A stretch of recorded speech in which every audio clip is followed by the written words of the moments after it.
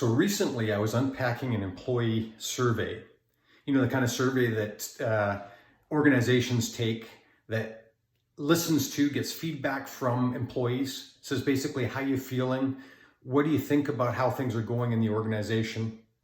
And one of the comments was very curious. The overall survey feedback was excellent. The organization seemed to be doing really well. But one of the employees observed this. They said, it seems that we're not giving the same attention to customers, the same kind of experience. We're not delighting customers the way we used to. And I don't think it's intentional, the person went on to say, but that we're too busy. The great thing about executing a good formula is you get busier. That's what increased loyalty, increased advocacy does. It increases your business. But what it also does, and leaders, you got to be careful of this, is it causes you to potentially take shortcuts. It causes you to stop executing the formula that got you to where you are now, that allowed you to get the level of business. And what happens, you're going upwards and you start to taper off on your attention to detail and your attention to the customers. And what happens? Things start to go the opposite direction. Caution. If you don't continue to execute the same formula, you're going to run into problems. And that's why it's so important to have these kinds of reminders from time to time, so that you stop and you think about, what are we doing? How are we doing it? And you get back to your vision, your values, and the formulas for success. The things that you have decided as a team differentiates you from others and allows you to connect really well with customers.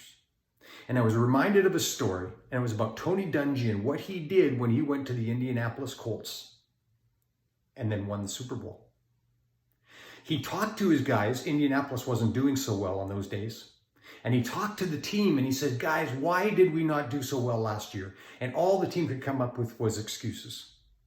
That's what we tend to do. We try to deflect instead of owning it. But the problem is sometimes we don't even know why things went the way they did. And so what he did is he studied winning teams. And he came up with 3 keys, 3 elements, points to his game plan. And they consisted of this. Winning teams do 3 things really well. Number 1, they focus on the basics, blocking and tackling. Number 2, they avoid giving the ball to the other team. That includes fumbles, interceptions, losing ball on 4th downs, having to punt the ball away, all of those things that cause you not to get points and give the ball to the other team, and then they have a chance to score against you. And number 3, they avoid being penalized. Why do we get penalized normally? Because we potentially try to take shortcuts and we get a penalty, and that causes us negative yards. So 3 things. Focus on the basics. Number 2, avoid giving the ball to the other guys. That means stay in control and look after your customers. And number 3, don't take the shortcuts. Don't create those situations where customers aren't happy.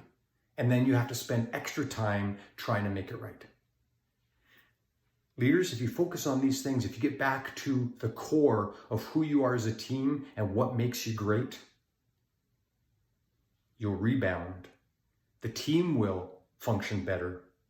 Your customers will be happier. And the results will take care of themselves.